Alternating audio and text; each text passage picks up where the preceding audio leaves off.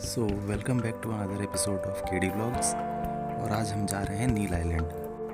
अंडमान के इस आइलैंड के पास खूबसूरत बीच के अलावा काफ़ी मरीन स्पीशीज़ हैं जिनके आपने शायद नाम तक नहीं सुने होंगे, जैसे सी कुकुम्बर।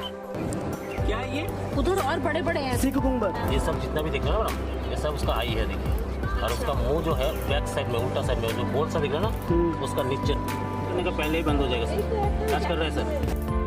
तो जैसे ही आप इन्हें टच करने वाले होते हैं ये अंदर की तरफ चले जाते हैं। इनकी एक खासियत और भी है कि अगर आपने इन्हें पानी से बाहर निकाला तो ये डेड हो जाएंगे और एक नॉर्मल पत्थर की तरह हो जाएंगे। जी हाँ, हम बात कर रहे हैं कोरल रीफ्स की। इसके अलावा यहाँ पे स्टार फिशेज़ हैं और भी बहुत कुछ देखने को मिलता है। सारा कुछ कवर करेंगे हम अपने इस एपिसोड में। तो हैवलॉक से हम नील के लिए मैक्रोज से आए थे।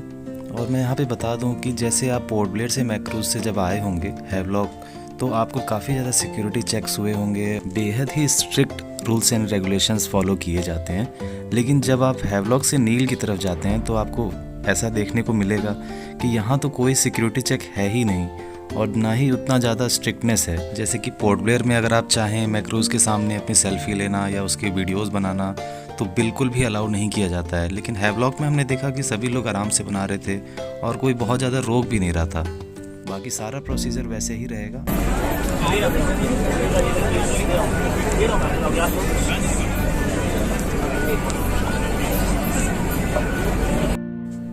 तो अब हम आ चुके हैं नील आइलैंड और यहाँ की जेट्टी का व्यू देखिए। आपको काफ़ी कुछ हैवलॉक जैसा ही लग रहा होगा। पानी बहुत ही ज़्यादा सुंदर है, बहुत ही प्यारे ब्लू शेड्स हैं। और आगे जाके हमने थोड़ा रेस्ट किया क्योंकि धूप काफ़ी ज़्यादा तेज़ थी। अब तक के एपिसोड्स में आपने देखा है कि जैसे ही मैं किसी आइलैंड पे जाता हूँ तो मैं आपको रिजॉर्ट बुकिंग दिखाता हूँ और दूसरा मैं स्कूटी रेंटल दिखाता हूँ। तो स्कूटी मुझे 300 रुपये पर डे पे जो ऑटो वाला ड्रॉप करने गया था उसने खुद ही ऑफ़र कर दी। ऐसे में आप जब भी कोई स्कूटी लें तो ये ज़रूर ध्यान रखिए उसकी हेडलाइट्स बहुत अच्छी होनी चाहिए, क्योंकि एक तो यहाँ कंडीशन रोड की अच्छी है नहीं, ऊपर से रात में स्ट्रीट लाइट्स भी नहीं रहती हैं। तो ये हुई स्कूटी रेंटल की बात। अब हम आपको दिखाने जा रहे हैं अपना रिज़ॉर्ट। तो देखिए ये कुछ ऐसा रिज़ॉर्ट मिला है हमें। ये बहुत ही प्यारा सा रिज़ॉर्ट था। सिर्फ 5 कमरे हैं यहाँ पर और ओनर जो है वो काफ़ी ज़्यादा केयर करते हैं अपने हर एक गेस्ट की।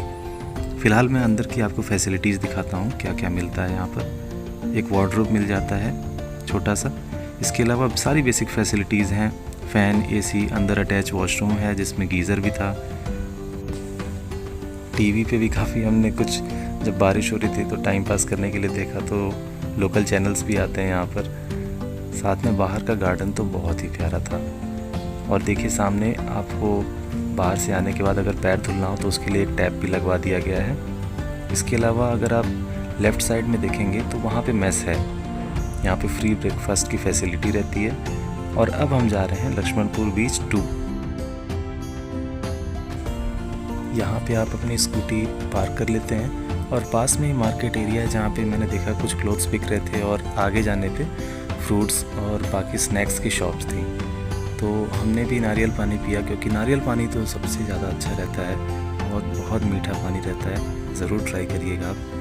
और फिर यहाँ पे थोड़ा सा रेस्ट करके हम आगे चले बीच की तरफ।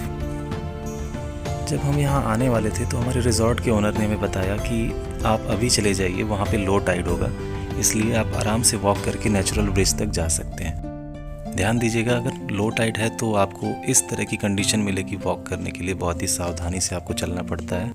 और जब आप चल के यहाँ तक आ जाते हैं तो ये सामने आपको दिख रहा होगा लेफ़्ट साइड में टॉप पे, उसका नाम है नेचुरल ब्रिज। आप देख रहे होंगे कि आपको हैवलॉक जैसा सैंडी बीच बिल्कुल नहीं दिख रहा होगा। ये यहाँ पे तो वॉक करना ही बहुत ज़्यादा डिफ़िकल्ट है। इस बीच की 3 सबसे बड़ी खासियत क्या है, आइए मैं आपको इंट्रोड्यूस कराता हूँ। तो उसमें सबसे पहली खासियत है इसका नेचुरल ब्रिज। यहाँ लोग आते हैं और सेल्फीज़ लेते हैं और इसी के लिए हम इतना ज़्यादा टफ़ वॉकिंग करके आ रहे हैं। अब आप समझ सकते हैं कि इसके ऊपर चढ़ना और कितना डिफ़िकल्ट होगा। वो जो आप रॉक्स देख रहे हैं जिस पे हम खड़े हैं वो भी बहुत ज़्यादा नुकीले थे। खैर, इस बीच की सेकंड सबसे बड़ी खासियत है यहाँ का मरीन लाइफ। यहाँ पे कुछ ऐसी स्पीशीज़ आप देखेंगे जिनका नाम भी आपने नहीं सुना होगा। इनफैक्ट ये कोरल रीफ्स का देखिए कैसे ये अंदर चले जाते हैं छूते ही। इनफैक्ट आप छू ही नहीं पाएंगे, उसके पहले ही वो अंदर चला जाता है। बहुत मज़ा आता है। इसके अलावा जितने तरह की स्पीशीज़ आप फ़िशेज़ में जानते हैं, जैसे टाइगर फ़िश, ज़ेब्रा फ़िश, तो ये सारे फ़िशेज़ भी आपको यहाँ पे दिखेंगे। बहुत छोटे छोटे फ़िशेज़ रहते हैं, आपको बहुत मज़ा आएगा यहाँ पे। इसमें से बहुत सारी फ़िशेज़ तो हमने समुद्रिका म्यूज़ियम में देखा था, पोर्ट ब्लेयर में। ये सारी वही फ़िशेज़ हैं, जैसे ये ब्लू वाली फ़िश भी हमने वहाँ देखी थी।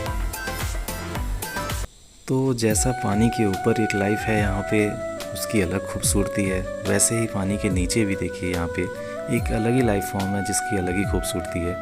और कोरल रीफ्स, समुद्र की लहरें और इस बीच का अपना एक अलग ही अस्तित्व है। यहाँ पे इतनी सारे फिशेस को देखकर, और बिल्कुल कोई रिस्ट्रिक्शन भी नहीं है, आप छू सकते हैं, आप यहाँ एंजॉय कर सकते हैं।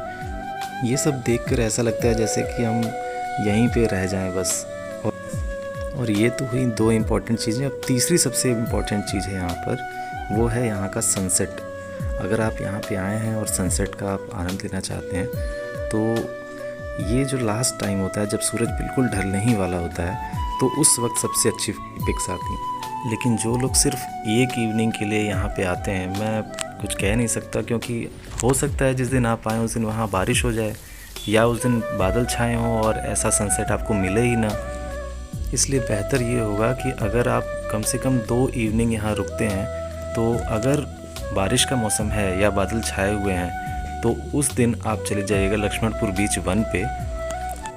मैं बता दूं कि यहाँ पे प्रोफेशनल फ़ोटोग्राफर्स भी अवेलेबल रहते हैं, ताकि आप अपने कपल पिक्स अगर लेना चाहते हैं तो आप ले सकें। लेकिन मैं बता दूं कि मेरा बहुत अच्छा एक्सपीरियंस तो नहीं रहा, बल्कि उनसे अच्छी पिक्स तो हमने खुद ली हैं, जैसा कि आप अभी देख रहे हैं। नेक्स्ट डे हम दोबारा यहाँ पे आए थे और मेरी वाइफ पूरा गाउन पहन के आई थी अच्छे से। हमने सोचा था प्रोफेशनल फ़ोटोग्राफर से अच्छी अच्छी पिक्स निकलवाएंगे, लेकिन बाद में हमने देखा कि उससे ज़्यादा अच्छी पिक्स तो हमारी खुद की ही थी। बस ये नुकसान होता है कि हम दोनों साथ में पिक नहीं ले पा रहे थे। वो पिक उसने ले ली, अदरवाइज़ बहुत अच्छी पिक्स नहीं आ पाई थी। ये फ़ोटोग्राफर्स ही आपके गाइड भी बन जाते हैं, और साथ में ये कहते हैं कि हम आपको कुछ पिक्स बाद में एडिट करके भेजेंगे, तो इस झांसे में बिल्कुल मत आइए। बाद में वो कोई पिक्स नहीं भेजते हैं। आप उसी वक्त जो स्टिल फ़ोटोज़ ले सकते हैं ले लीजिए, और पेमेंट अपना करके साइड हो जाइए। और बेहतर होगा कि आप टाइम पे देखते रहें कि वो कैसी पिक्स ले रहा है, अदरवाइज़ आपको एक ही बार पता चलेगा कि ये पूरा इवनिंग आपका वेस्ट हो गया।